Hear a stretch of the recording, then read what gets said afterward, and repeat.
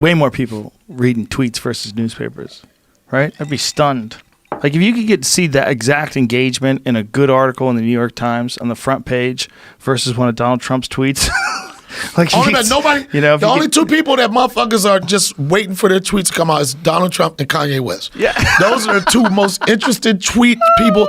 Kanye West could just say grapefruit juice and fuck up all of the media the next day. Yeah. What do you think he meant? Do you think he meant he was hungry or he was thirsty? Kanye just tweeted grapefruit juice.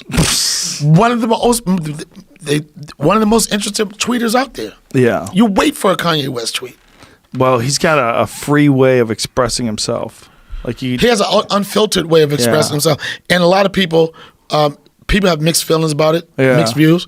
I know the black community is a little stressed out right now. Well, because of his Trump thing, but you know what? I don't know how much of that. There's two things. One, Obama called him a jackass. That could weigh on you. That stung a little bit. Yeah. You know, and then when Obama's gone, Trump takes office. Trump is willing to let him talk. Right. Trump will charm him. And here's the thing, Joe. With that said, like when I do white clubs, black clubs, whatever, I do all type of clubs. But the thing is, you first off, Kanye West has a voice. Not too many, as much as black people want to throw the towel on him, we don't have too many voices that everybody is waiting to hear, whatever it comes out. He has a voice. I believe that Kanye West is trying to say something. I just don't know what the fuck he's trying to say because I'm not fluent in Yeezy. I barely know Swahili. I can't do Swahili and Yeezy. And I think he's trying to say something, but if there was some type of interpreter, you know, and this would be a dope. If Chappelle's show was right now, this would be a dope ass skit. Kanye West says something, and then Dave Chappelle is his conscious interpreter. That would be hilarious. He does. Kanye says, and then Dave yells out. You know what I think? And this, I mean, I only talked to him once on the phone, but what I think from studying him and paying attention, because we're supposed to eventually do a podcast one day. Yeah. Is that I think he thinks different. He does. He connects dots different, and that's one of the reasons why he's so prolific with music. But that's the point I'm making, Joe. And that's the point I'm saying about not speaking Yeezy. But here's some people that think like that, they don't know how to get it out. It's like just speak it. But I've been thinking about You're this Superman. a lot. I love you. You're my dad. You're my superhero. You're my dad. You're like my father. You know how hard that was for the black community to hear him say that part? Fuck, you can sell him a plane all you want. But when you're saying you're like my father, and then black people sitting back like, could you please explain that? So we think, then this was funny to me. Then Kanye said, yeah, you're like a father figure to me. Like when I was younger, I thought he was going to hit me with the horrific, you know, father was in a shootout, a drive-by. And this would fuck me up, bro. He said, yeah, when I was younger, my parents separated at a young age. First off, you had parents. You already winning, motherfucker. None of my niggas had parents. They had my mother and my father. You know what I'm saying?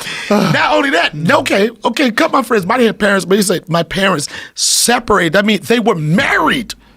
That's 2 wins. You up 2 before you even get to, and they separated, and mom moved down the street. You still got to see your fucking father. So that was a little troubling, but the whole thing is, I'm pretty sure at some point, Kanye West will be able to speak a language that everybody can understand. Until then, it's only a handful of people that speak it and understand it, and also write it. But here's my problem with all this, and I've been thinking about this a lot. They want to medicate him, right? Yeah. Look how effective he is. Just stop and think about culturally effective in terms of the music that he makes that people love. Yeah, his he's influence. A voice. Yeah, he creates clothes. Okay, he's married. His wife creates conversation and dialogue too. He does. His wife makes hundreds of millions of dollars. They're insanely wealthy, insanely successful. If you want to talk about overall success, they're together. They have children. Yes. They're super wealthy. Of course. He produces incredible art that's loved worldwide, and they want to medicate him. Just stop and think about how effective. But they want to medicate him to operate at what level, though? Exactly. Right. Think about how effective he is, and yet they want to On medication or off? off. When he's off medication, he said himself he's his most creative. Stop and think about how creative he's been, how successful how well received, Yeah. happy in all these other elements in his life. But yet they want him to act the way they want him to act. And if Well, he black says people just crazy want him shit- to take the hat off. You know what I'm saying? I mean, whatever, bro. You can say whatever the fuck you want. The black people wasn't mad because he wore the hat. They was mad because it wasn't a fitted. They was looking for a new era. If that was a new era, they would have been more accepting of it, man. We just don't want the hat, son. It's red and white now. That's a problem. Anything with red, with white letters, somebody will punch you. Yo, I'm telling you, it's like when I see, it's so funny now. Whenever I see a red hat, I'm like, like I'm immediately. But I did a show upstate New York, and it was this white dude came up to me after the show, and he didn't have what looked like a Make America Great Again hat. He had a Make America Great Again hat, and it looked like he had the original one. You know how you got a Boston fan, and you're like, you only been a fan. No, Right, he that's was a brim. fan of America making it great before. Like he probably sold the hashtag to him. But here's the thing, Joe. This motherfucker had the hat on and shit, and at the end of the show, he was one of the dudes that was continued to laughing the most, you know? And I went up to him, and I was like, yo, I got to get a picture with you. And I took the picture, and it was a video. I was like, yeah, motherfucker, y'all see his hat? And he started laughing. And we had a good moment. I wasn't angry at him. I'm not going to I think it's hard to get away from it, but I think Kanye with the hat, he likes the idea of how it gets people flustered. He's a contrarian in a lot of ways. Triggered. Your special was triggered, right? Yeah, one of them was. Yeah. Excuse me. All right. No, but I'm saying it's like triggered. Like even when a guy had the hat on and I was talking to, I heard it on the side. It was like this. Oh, he's triggered, and I wasn't.